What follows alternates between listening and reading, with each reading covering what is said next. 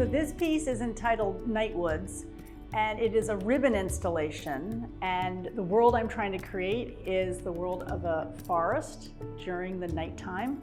So this piece actually consists of 25 different colors. They are definitely in a family of the darker hues of these colors. So there's purples, there are blues, and there are greens.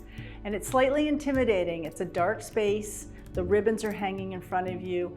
You are curious, so you enter into the piece and you wander around, and you will get slightly lost.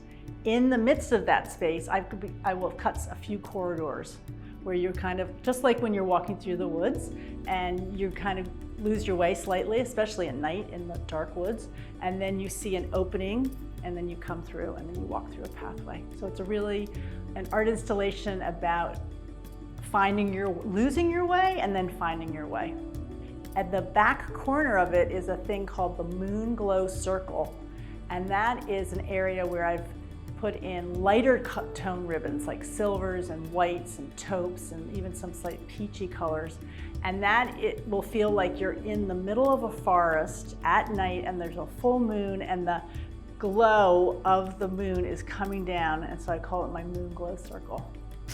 So this is an early concept sketch where I kind of combine a plan and an elevation. You can see the purples and the blues and the greens.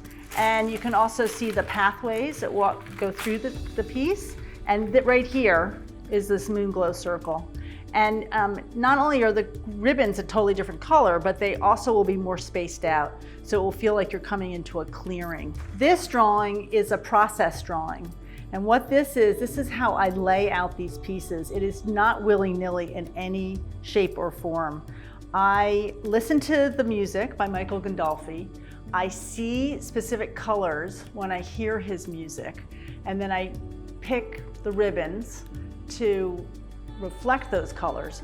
Then I take this drawing, every single ribbon is indicated on this plan, and I go through and I color in every dot according to its specific placement and its color. So I start on this side, obviously, as I said, with the purples, and I move to the blues, and then I move to the greens. And it's really very similar to doing a painting because there's a transition moment where you have the blues bleeding into the purples and the purples bleeding into the blues. And then I also, throughout the piece, sometimes jump colors over a little bit. So I might have a little bit of a blue section here or a little bit of a purple section here. Very similarly to the way you do a painting. So I have a condition called synesthesia. It always kind of cracks me up that they call it a condition. It makes it sound like some sort of medical term. But what that is synesthesia is the mixing of senses. People sometimes have it with music and taste, or with color and music, or even some people have it, the days of the weeks are specifically colors. Sometimes people have it with numbers. And the way it manifests for me is that when I listen to music, specifically classical music, I see shape very clearly. Usually it's like a vertical shape or a horizontal shape or even a diagonal, sometimes a curly Q. So very graphic shape. And I also see color very, very clearly. And one thing I really want to create with this piece, because this is going to be, it's for Color Factory, which is a large company that has exhibitions in Soho in New York City and also in Houston, and they get a lot of people through these pieces. And I began to think a lot about that, how many people will be walking through this. And I want to create something where there's a shared experience.